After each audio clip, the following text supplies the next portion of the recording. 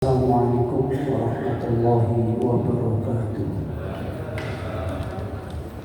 Alhamdulillah alladzi arsala rasulahu bil huda wa dinil haqq liyudhhirahu 'ala ad-dini kullihi wa kafa billahi shahida. Asyhadu an la ilaha illallah wa asyhadu anna Muhammadan 'abduhu wa rasuluh. Allahumma salli ala Muhammad wa ala ali Muhammad. Amma ba'du fa ya ibadallah, usikum wa nafsi bi taqwallah faqad fazal muttaqun wa 'alaikum bi taqwallahi fa innahu ra'su kulli 'amalin wa 'alaikum bi tilawatil Qur'an.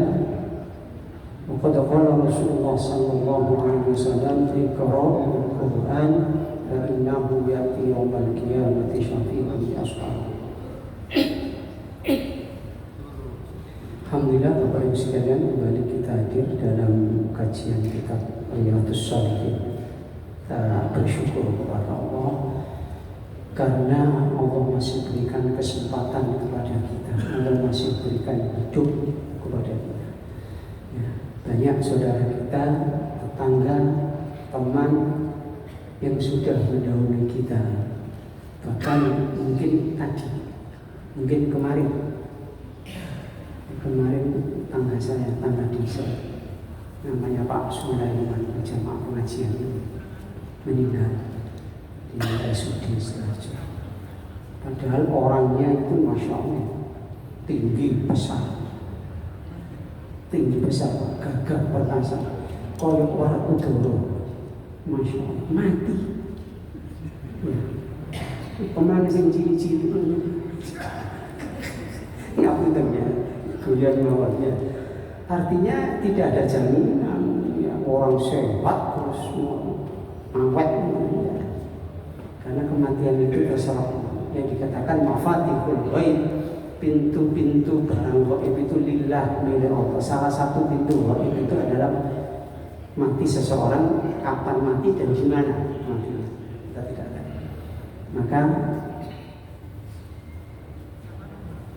apa yang kita lihat pada sekeliling kita, terutama masalah kematian itu, tidaklah jadikan pelajaran buat kita bahwa loh seperti itu ya, tidak membawa apa-apa ya, kemudian dikubur, ditinggal molek dan seterusnya. Maka ketika ada orang meninggal, kita upayakan untuk hadir takziah, ya, kita doakan, ikut mensolatkan. Ya. Nah, ini. Jadi tidaklah kita banyak mengambil pelajaran dari sana. Karena orang sakit pun, jadi Pak Sulaiman itu ibunya umur 90 tahun masih hidup, sehat. Ya, bahasanya sehat itu ya jalan itu bisa, mesti ya sakit pas umur 90 ya bisa saja. Nah, ya. Maka menjadikan satu pelajaran kita semua bahwa kapanpun dimanapun, fa'idza jaa ajaluhum la yasta'khiruna sa'atan wa la yastaqdimun. Ketika ajal itu datang sudah selesai, tidak bisa ditunda sama sekali. Maka hendaklah kita berhati-hati ya, dalam hidup ini, baik ucapan kita, perbuatan, amalan kita. Ya, syarat amalan ibadah yang diterima oleh Allah, baik ibadah khas maupun ya, muamalah, itu syaratnya ikhlas karena Allah. Ada dua syarat, ikhlas karena Allah dan benar menurut syariat. Itu baru ada nilai pahala. Contoh ngaji, ini ada perintah ya. Rasulullah mencontohkan ikhlas, contoh saja, itu ada nilai pahala. Tapi kalau salah satu tidak ada sesuai syariat tapi tidak ikhlas, tidak ada, bahkan malah diadab oleh Allah Ta'ala. Melakukan suatu amalan tapi ada pamrih, riya, fawailul lil musallin, celaka bagi orang yang salat. Alladzina hum an salatihim sahun alladzina hum yura'un wa yamna'un al-ma'un. sholat tapi ria, kepingin dipuji orang. Ini mau ada pilihan-pilihan ini biasanya keliling ke masjid safari, melok sholat. Ini gak ada hilang. Ya, itu bertahun zaman kalau dipicu. Ya, jadi hanya sebagai faktanya begitu. Ya. Jadi Bapak Ibu sekalian, ya, ikhlas ya, menurut syariat ya. Jadi ikhlas itu murni. Ayat yang ada yang di dalam satu ayat wa ma umiru illa liya'budullaha mukhlishina lahuddin. Jadi mukhlis itu maknanya murni. Ya. Dalam pengertian ibadah itu dilakukan bersih murni, tidak ada campuran. Jadi kalau kita katakan sholat, ya sholat itu mulai takbiratul ihram sampai salam, gerakannya seperti itu. Nggak usah ditambah-tambahin.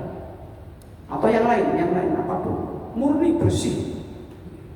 Itu ikhlas itu, murni. Nah, ikhlas menurut bahasa yang seperti amalan itu seperti orang sering saya sampaikan dulu, ya. Seperti orang buang air, begitu buang air besar itu kita keluar, ya, perut mulus terus ke belakang, terus wah alhamdulillah. Padahal habis makan sate, guling sudah selesai, nggak perlu dilihat. Itu ikhlas, puas.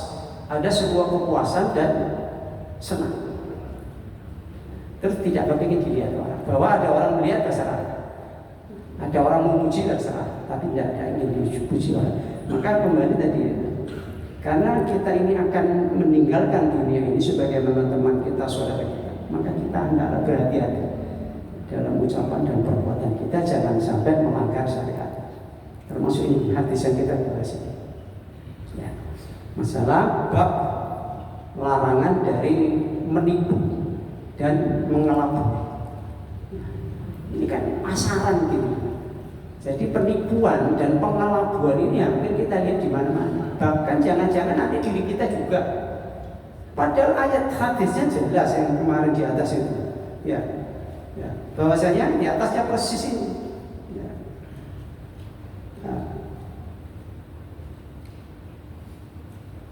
Waman ghasyana falaisa minna, yang terakhir yang nomor 1. Dan barang siapa yang menipu kami, ya, kami Rasul dan umatnya, maka falaisa minna, maka bukan dari golongan kami. Loh, ini kan bagaimana? Sholat itu, haji niyo, umroh juga, ya, sedekah, tapi menipu, tidak ada artinya. Itu bukan golongannya Nabi, kecuali taubat. Artinya bukan umat Muhammad Sallallahu Alaihi Wasallam. Makanya ketika kita tergelincir dalam perbuatan dosa, segera istighfar dan kembali ke yang bisa saja. Bapak Ibu sekalian, kita ini tahu-tahu kok terjebak menipu, segera taubat, segera istighfar. Al-walladzina idza fa'alu fahishatan aw dzalamu dzakarullaha fastaghfaru lidzunubihim wa may yaghfiru dzunuba illallah wa lam yusiru 'ala ma fa'alu wa hum ya'lamun. Dan tidak terus-terusan terjebak keliru istighfar. Masa lalu dulu begitu ya sudah. Nah, umum kita masih diberikan umur oleh Allah. Ya, ini satu. Makanya kita berhati-hati. Sekarang hadis nomor 2. Wa anhu, dan dari Abu Hurairah, anna Rasulullah sallallahu alaihi wasallam qala, beliau bersabda, la tanajashu, muttafaqun alaih, diriwayatkan oleh Imam Bukhari. Rasul bersabda, jangan kamu tajassus, itu maknanya jadi combe, saling jadi combe. Combe itu makelar itu. Makelar tapi bukan makelar wonten.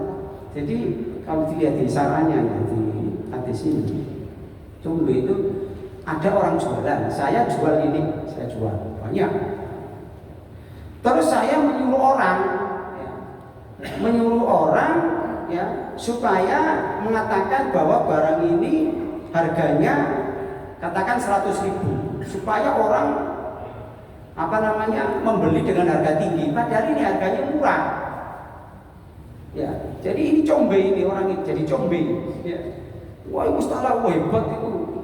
Ya ini yang kita lihat, mohon maaf Bapak Ibu sekalian, ini yang kita lihat promosi di radio-radio, di TV-TV, di media sosial, masalah herbal. Ya, herbal itu, ya, apa tadi ya? Stroke, wes gelang-gelang 10 tahun, begitu dipisah, cek langsung adek. Ya, lah enten. Padahal itu dikondisikan. Itu combe. Itu dikondisikan. Itu dilarang oleh Rasulullah, jangan kamu la tanajashu. Ya. Nah, terus orang yang begitu terus sholatnya bagaimana? Puasanya bagaimana? Sedekahnya tidak ada kecuali takwa.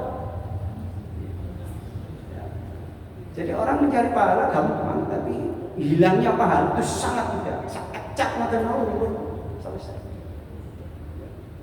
Jadi mengatakan ini barangnya bagus sekali tuh, setelah langsung cer, pokoknya bisa. Begitu tuh tiba enggak apa-apa, mesti ini podo aja bisa. Combi dilarang. Jadi menyuruh orang supaya orang itu mempromosikan satu barang, tapi barang itu sebetulnya jelek atau sebetulnya bukan apa-apa. Ya cuma sekedar tepung terus dilebokno napa niku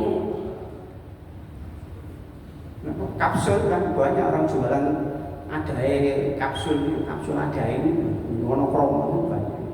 Bisa ditepung, itu herbal penyakit ini. No, saya nak dokter, aku diperiksa di lab. Oh ini penyakitnya ini penyakit. Sekarang ini tidak, otaknya mulus, langsung divonis dewe, divonis sendiri. Kena lambung, rota kok ndi, kena lambung itu, kayak dokter. Jadi sekarang ini banyak orang punya penyakit lambung, ya gara-gara ya syukuran kepada Allah. Salah. Enggak, loro mulus biasa ngomong kena lambung, akhirnya kena lambung beneran.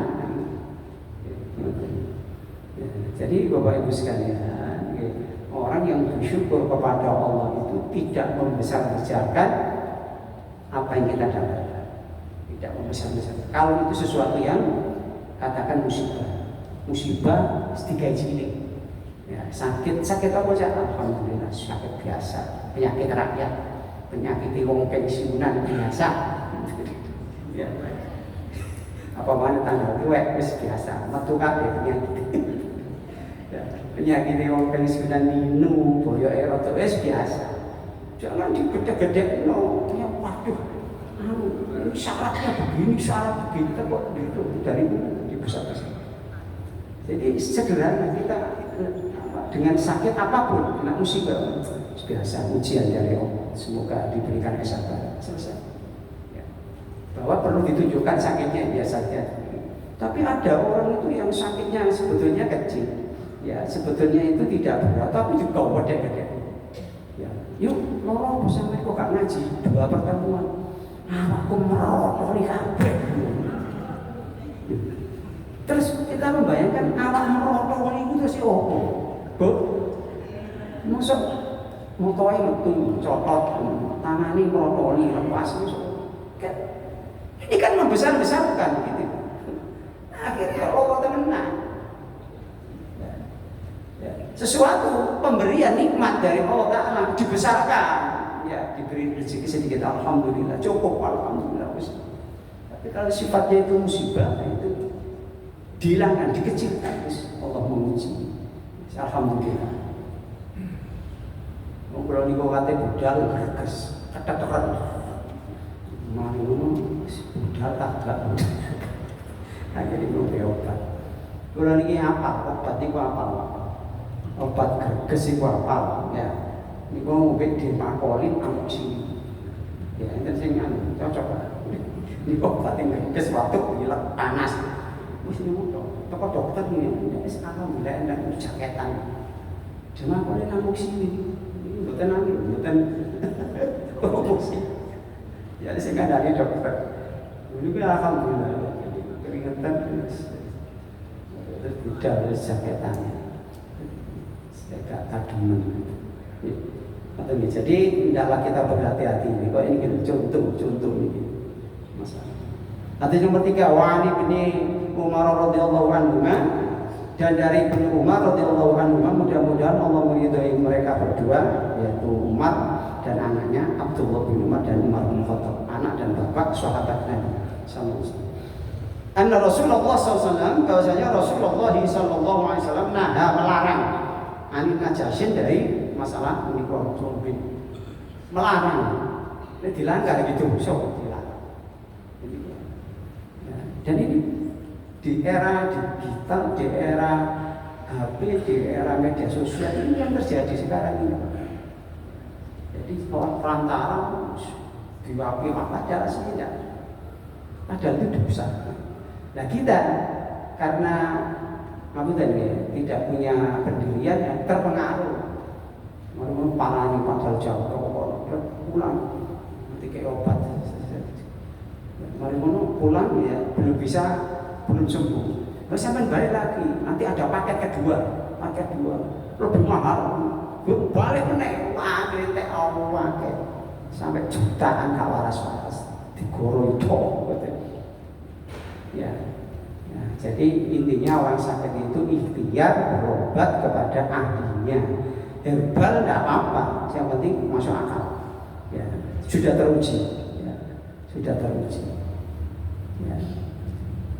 Wa anhu, dan darinya dari Ibnu Umar, kalau dia berkata, Zakarol menceritakan rajulun, seorang laki-laki li Rasulillah sallallahu alaihi wasallam, seorang laki-laki menghadap kepada Rasulullah, annahu, bahwasanya dia yukhda'u fil buyu', dia tertipu dalam masalah pembelian jual beli. Dia melapor kepada Rasulullah karena dia merasa tertipu karena habis beli. Maka Rasulullah SAW, maka Rasulullah bersabda, man bayata, man siapa? Bayata yang menipu kamu dalam masalah pembeli tadi. Ya, siapa itu? Paranono bahasanya gitu. Ya, datangi dia, fakut dan katakan, maka katakan la khilafata. Nah, maka tidak boleh la khilafata, itu ada penipuan. Jadi tidak ada penipuan, itu tidak boleh la khilafata, tidak boleh ada penipuan di dalam masalah jual beli. Jadi kadang-kadang beli di pasar jeruk apa, jeruknya manis apa? Manis. Contohnya sih manis, mari ditimbang kok boleh kecut. Ya, balik no, kecutnya nih jangan. Sama sak kilo kecut rame, aku sak keranjang kecut kabeh. Ngomong cerita. Lu kan menipu, terus untungnya kamu itu berapa? Dosanya ini loh. Masya Allah. Dengan penipuan mengurangi timbangan, takaran. Ya. Hadis nomor 5, wa an Abi Hurairah, dan dari Abu Hurairah radhiyallahu anhu, mudah-mudahan Allah meridhoinya. Kalau dia berkata, kalau Rasulullah SAW, man khabbaba zaujatan mri'in, man barang siapa yang merusak khabbaba zaujatan, ya, istri imri'in, orang, merusak istri orang, atau mamlukatu, atau merusak budak. Kalau sekarang mungkin ya pembantu, tapi jangan disamakan pembantu dengan budak sama. Budak sudah ada sekarang. Tapi dalam konteks ini nanti bisa diartikan ke sana, bisa. Falaisa minna, maka bukan dari golongan kami. Merusak istri orang itu maksudnya ngapunten. Dan ini juga terjadi Pak di era. Jadi ada suami istri, ya suami istri. Yang terjadi biasanya karena faktor ekonomi, ya, karena faktor ekonomi yang terjadi banyak itu karena faktor ekonomi, sehingga rumah tangga ini tidak harmonis, ya, terutama istrinya itu tidak gak cinta, gak nurut, gak kena diatur, karena ternyata suaminya tidak bisa memberikan apa yang dia ingini. Karena memang aku tadi mohon maaf itu ya, karena memang si perempuan ini latar belakangnya orang yang tidak beriman. Sehingga karepe ngono menikah itu kok terus iso tuku mobil, mari ngono iso tuku omah, mari ngono iso tuku gelang, iso tuku kalung, iso. Ternyata tidak bisa. Sepeda motor ae elek. Wis elek mogokan bisa. Ya. Jadi karena faktor ekonomi akhirnya, nah ini contoh real ya, contoh real di lapangan. Ada orang kaya, kebetulan teman dia SMP atau SMA, cerita terus curhat. Bismillah kon ya lo pegat bojomu mbok tak rabi. Ini yang dimaksud itu. Yang dimaksud merusak istri orang. Kamu minta cerai sama suamimu, nanti kamu tak nikah. Nanti ini lupa, ngapunten. Ya. Yang terjadi di lapangan, di masyarakat. Kalau seorang orang perempuan ini mau begitu, betul minta cerai sama suaminya, kalau dia betul menikah lagi tidak akan barokah. Ya. Rumah tangga kedua, ketiga tidak akan pernah bahagia, tidak akan pernah. Nah, karena sudah melanggar syariat sesuatu yang sangat fatal. Oh, menikah itu tujuannya untuk enak itu wong loro kok njaluk enak itu. Makanya doa kemanten baru, doanya itu kan barakallahu laka wa baraka alaika wa jama'a bainakuma fi khair. Itu doanya. Kita salaman barakallahu laka. Mudah-mudahan Allah memberikan barokah, kebaikan, keberkahan kepada kamu. Teman-teman, misalkan laki-laki sama lagi. Wa barokah alaika, dan Allah juga memberikan keberkahan alaika atas kamu. Alaika ini maknanya sesuatu yang tidak enak. Wa jama'a bainakum fi khair, dan semoga Allah mengumpulkan kalian berdua dalam keadaan kebaikan. Jadi karena rumah tangga itu isine wong urip, orang hidup isunya ya enak, gak enak, ya sehat, ya sakit, ya sugih, ya melarat dan seterusnya, tapi tetap dalam keberkahan. Jadi rumah tangga tadi ya, doanya itu dalam keadaan kebaikan tetap barakallahu laka.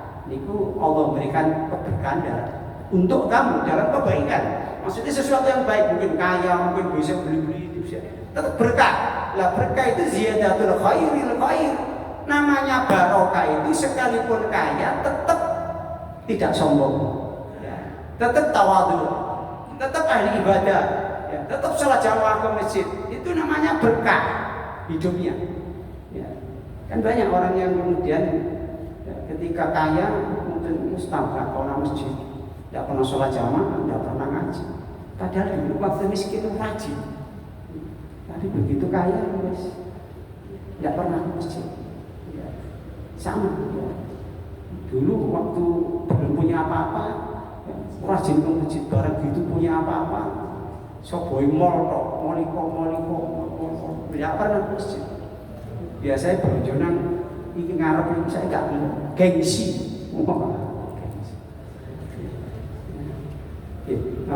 Ya, jadi makanya rumah tangga ini merusak. Ya, makanya dilarang man khabbaba zawjatun beratin au mamlukahu falaisa minni, atau merusak apa namanya buruh ya. Kalau ini budak, maksudnya apa? Nah, kita contohkan pembantu saja. Ya, ada pembantu akas, wakas, masya Allah, wakas, sorogok akas, terus diojo-ojo karo sebelah atau orang lain. Awakmu metu atau kok melok tak bayar kuwi larang. Itu bukan golongannya Nabi Muhammad SAW. Dua orang ini model merusak istri orang dan merusak pembantu, atau kalau dalam masalah ini adalah budak. Ustaz, metu atau kok engko melokan. Engko tak bayar duwe larang. Karena memang sagep, seneng. Tapi kok mau metu temenan dia melok, enggak akan berkah. Musibah yang ada. Nah, ini yang terjadi di tengah-tengah masyarakat kita, Bapak-bapak Ibu sekalian. Dengan segala macam, ya, kita lihat di media sosial dimanapun. Nah, ini kembali kepada kita masing-masing. Hendaklah kita berhati-hati, gitu. Jangan-jangan kita melakukan hal-hal yang memang sudah dilarang oleh Allah dan Rasulnya. Karena resikonya, falaisa minna, maka bukan dari golongan kami. Artinya mereka itu pasarnya duduk wong Islam, teman-teman, cara dikerengin, duduk wong Islam, duduk wong iman, duduk golongannya Rasulullah, tidak diakui sebagai umat Rasulullah SAW. Nah, ini memang hendaknya kita memang berhati-hati, ya, dalam ucapan dan perbuatan. Kalau terjadi, ya, terjadi mungkin kekeliruan, kekhilafan, ya sudah, taubat kita, istighfar, kembali ke yang benar. Itu modelnya orang-orang itu.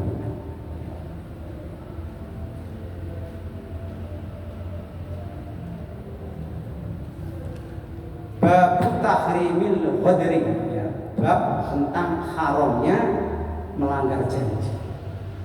Ya, jadi bolak-balik cuma saking pentingnya, termasuk penipuan, melanggar janji, ingkar, ya, dan tidak menepati janji sudah banyak kita bahas di kitab ini. Kalau Allah Ta'ala qala berfirman, siapa Allah Ta'ala, a'udzu billahi minasyaitonir rajim. Ya ayyuhalladzina amanu awfu bil uqud. Wahai orang-orang yang beriman, awfu, sempurnakanlah oleh kalian bil uqudi, akan janji. Maksudnya tepatono janji. Nah, ini kita pernah berjanji kepada Allah, alastu bi rabbikum, qalu syahidna. Kita dulu waktu sebelum lahir ke bumi ini, kita pernah dijanji oleh Allah, sempurnakan. Kita qalu ya Allah, nggih panjenengan adalah Tuhan kan.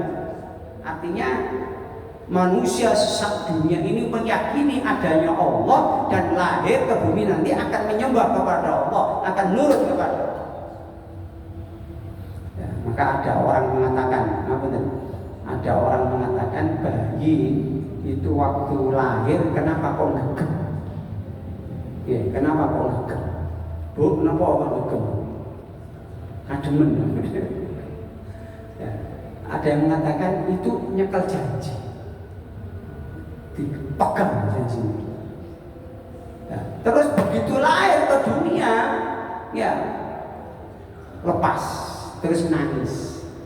Kemudian difahami, ditafsiri, ya, artinya ini orang pendapat pokok.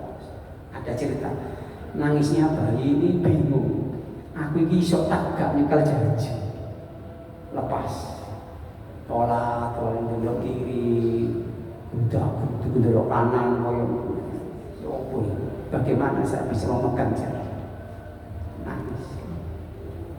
Satu, janji kita kepada Allah, janji manusia kepada Allah, tepati. Semua manusia berjanji kepada Allah akan menjadi orang yang beriman setelah mati. Nah, kalau ingkar, artinya orang yang tidak menepati janji. Yang kedua, janji kepada manusia. Ya, baik ini para pemimpin ini kan berjanji, kampanye berjanji begini nomor 1 sampai nomor 10. Tepati, tidak ingkar. Atau kita berjanji kepada istri, atau kita berjanji kepada teman. Ya, kadang-kadang suami berjanji kepada istri. Makanya jangan kita sok-sok janji, jangan sok-sok nadar, jangan. Karena resikonya berat kalau tidak ditunaikan. Engko nek akeh cair, Dik, tak tukokno gelang. Cair. Apa sing cair? Begitu cair temenan, gak ditukokno. Itu ditagih sama istrinya. Ya, jadi tukokno gelang. Waduh, duwe katut. Itu tuh ingkar janji.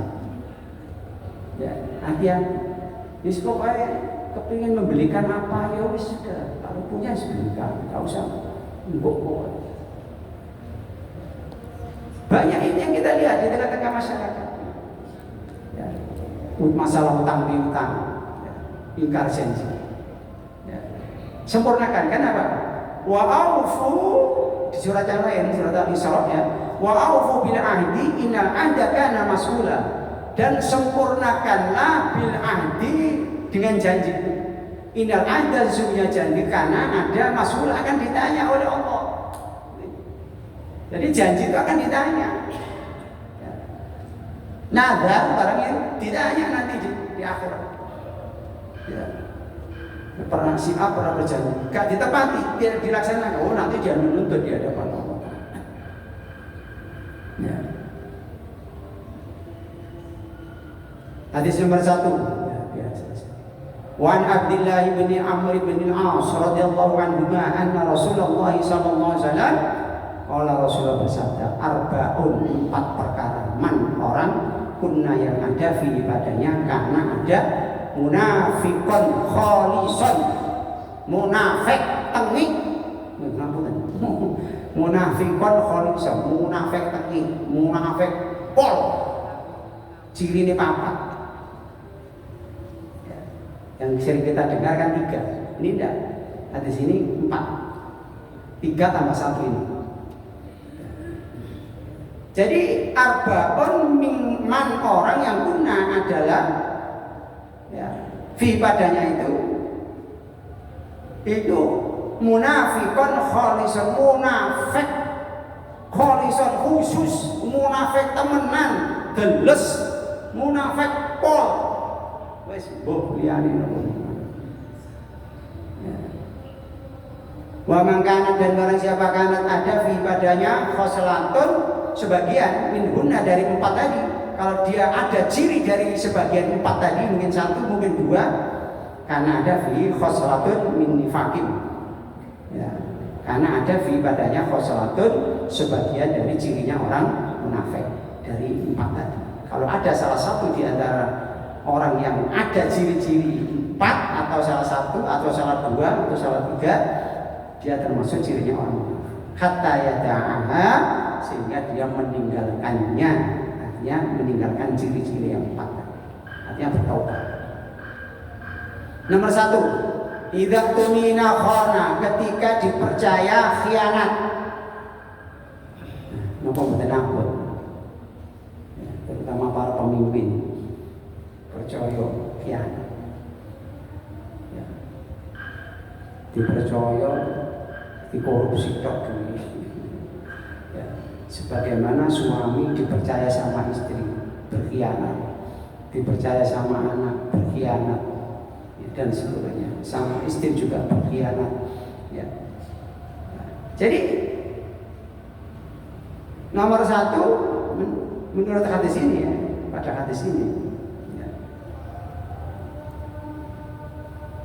Wa idza hadatsa idza tumina khana, ketika dipercaya khana khianat. Wa idza hadatsa, ketika bicara kadzdzaba bohong. Nek ngomong goro. Wa idza ahada, ketika berjanji ghadara suloyo ingkar. Wa idza khosama, ini yang hampir kita ya dengar. Yang biasanya kan 3. Wa idza khosama, dan ketika apabila berdebat fajaro fajir melampaui batas, ya artinya tidak mau dikalahkan, ya lo bener dewi, ya. Jadi Bapak Ibu sekalian, kita orang Islam tidak perlu kok kita debat-debat masalah agama, itu tidak perlu. Bahkan ada satu riwayat, sekalipun benar kita berargu argumen, sekalipun orang mengajak debat, jangan dilayan, karena tidak ada artinya. Tiwas medot seduluran, saya tidak mungkin tahu. Ya, kecuali ulama-ulama besar, ulama-ulama yang punya ilmu, atau ustadz-ustadz yang punya ilmu yang mumpuni, kadang-kadang memang adu argumen. Ini hadisnya ini kuat, ini lebih kuat, ini ternyata tidak kuat, orang kuat longgar. Oh iya, iya benar. Awakmu, ini benar hadisnya. Tapi kalau tidak, dan itu bisa kita lihat secara psikologis, kita bisa lihat orang ini boleh dilayani si percuma, tiwas medot seduluran, wis tidak usah. Jadi orang yang ingin berdebat terus melampaui batas, cirinya orang. Ya, jadi Bapak Ibu sekalian, sekali lagi Islam ini tidak untuk diperdebatkan, tidak. Bahwa aku tadi saya mengajar begini, saya sampaikan, jenengan setuju, alhamdulillah. Tidak, urusan masing-masing. Kita tidak apa. Aku ora cocok, aku lebih baik sing iko ya terus. Ya. Dan itu kadang-kadang kita lihat, kok nek sing mulang Ustaz iko kok siji? Kok iko kok siji? Contohnya tadi, contohnya tahiyat, ya, kayak ini sujud itu ada hadis yang langsung kepalanya dulu, ada yang jempolnya dulu. Itu sama-sama sholat. Ada bacaan tahiyat akhir, ya. Itu setelah innaka hamidul majid, itu kalau di Bulughul Maram itu selesai. Tapi di Riyadhus Shalihin ada tambahan. Rasulullah menambah doa, Allahumma inni a'udzubika min adzabi jahannam wa min adzabil qabri wa min fitnatil mahya wal mamat wa min fitnatil masiihid dajjal. Di hadis yang lain ditambah lagi Rasulullah, Allahumma inni a'udzubika minal ma'tham wal maghram. Berlindung kepada Allah supaya tidak punya utang. Allahumma inni a'udzubika minal ma'tham. Aku berlindung kepada Allah, ya Allah, aku berlindung kepadamu dari perbuatan dosa dan utang. Itu ada. Terus kadang orang itu enggak ada, itu pokoknya kita kami itu majid ya wis mari ya. Betul usah digede-gede.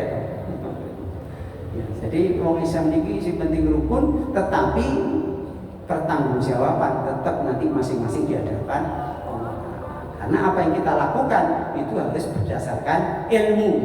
Nah, masalahnya ilmunya ini yang harus kita cari sing bener. Tapi ketika orang tidak mau ya sudah, jangan tuh sampai rame, sampai kuring karena masjid gak cocok, eman.